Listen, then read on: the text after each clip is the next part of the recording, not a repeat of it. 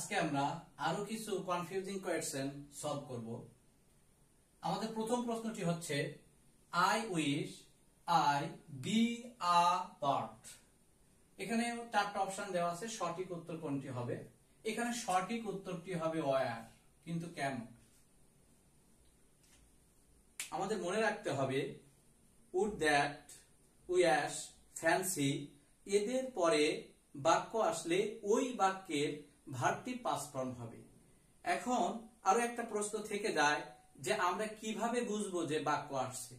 যদি I wish এর পরে আরো একটি সাবজেক্ট থাকে এবং তারপরে গ্যাপ থাকে, তাহলেই বুঝতে হবে যে ওই বাক্যটা শুরু হয়ে গেছে, কারণ এখানে নতুন করে আরেকটা সাবজেক্ট আসছে আই।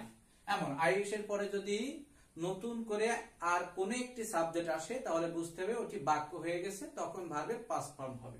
এজন্য উত্তর হচ্ছে ওয়্যার। কিন্তু প্রশ্ন হচ্ছে এখানে তো আরো একটি পাস্ট ফর্ম দেওয়া আছে। বুঝলাম এম এবং ইজ প্রেজেন্ট ফর্ম, উত্তর হবে না, কিন্তু ওয়াজ উত্তর হলো না কেন?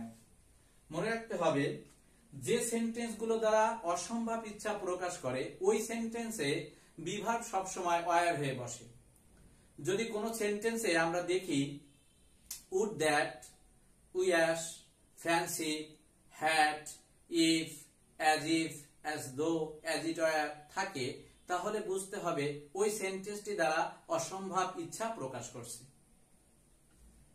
এখন আমরা কোয়েশ্চেন নাম্বার 2 দেখব। I wish I gave be a child again। এখানে উত্তর কোনটি হবে? আমরা বুঝে ফেলছি এতক্ষণে যে I wish এর পরে I wish এর পরে ভার্বের পাস্ট ফর্ম হয়। তাহলে এখানে পাস্ট ফর্ম রয়েছে কুড এবং হ্যাড। তাহলে তো আরো একটি সমস্যা আমাদের সৃষ্টি হয়ে গেল যে এখানে তো ভার্বের দুইটা পাস্ট ফর্ম দেওয়া আছে, তাহলে আমরা উত্তর কোনটি করব?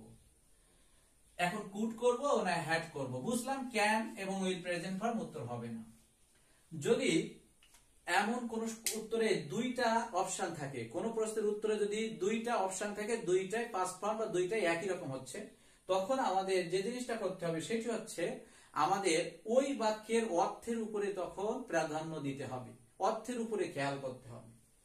এখন দেখেন এখানে কুড হবে না হ্যাড হবে? এখানে উত্তরটি হবে কুড। কেন? এটাও পাস্ট ফর্ম, এটাও পাস্ট ফর্ম। দেখেন এরপরে বি রয়েছে, কখনো কি দেখছেন শুনছেন যে হ্যাড বি? হ্যাড বি হয়, কখনো হ্যাড বি হয় না। এই কারণে আমাদের উত্তর হচ্ছে কুড বি। তারপরে এই সেন্টেন্সটার অর্থটা হচ্ছে I wish I could be a child again. আমার ইচ্ছা হয় যদি আমি আবার শিশু হতে পারতাম। এখানে পারতাম শব্দটা অর্থটাকে পরিপূর্ণতা দান করে, এই জন্য এখানে কুড। হ্যাড, তারপরে তো হ্যাড হবে না, কারণ হ্যাড এর পরে বি বসে না, আগেই বলেছি। Question number 3, I wish gap দেয়ার।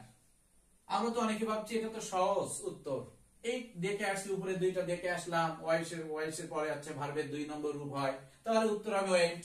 কিন্তু না, এখানে উত্তর হবে টু গো। কিন্তু কেন? বিষয়টা হলো আই উইশ এর পরে যদি বাক্য আসে তাহলে ওই বাক্যের ভার্বটি হবে পাস্ট ফর্মে, কিন্তু বাক্য যদি না আসে, যদি উইশ এর পরে সরাসরি ভার্ব চলে আসে, তখন ইনফিনিটিভ হবে। এজন্য উত্তর হচ্ছে to go. Question number 4, I wish to gap there. তাহলে এখানে উত্তর হবে টু গো, কিন্তু না, এখানে দেখেন টু দেওয়া আছে। কোয়েশ্চেন নাম্বার 3 তে ভার্বের পরপরই গ্যাপ ছিল, কোনো টু দেওয়া ছিল না, এজন্য আমরা টু গো উত্তর করেছিলাম। কিন্তু এখানে টু দেওয়া আছে, এখানে টু গো উত্তর হবে না, শুধু ভার্ব অন হবে। তাহলে অন কোনটা? গো। এখানে উত্তর হয়েছে গো। তাহলে আমরা জানলাম যে উড, দ্যাট, উইশ, ফ্যান্সি এদের পরে বাক্য আসলে ভার্বের পাস্ট ফর্ম হয়, কিন্তু যদি বাক্য না আসে তাহলে ইনফিনিটিভ হয়, অর্থাৎ টু প্লাস ভার্ব অন হয়। আর যদি টু দেওয়া থাকে তাহলে শুধু ভার্বের বেস ফর্ম অর্থাৎ ভার্ব অন হবে।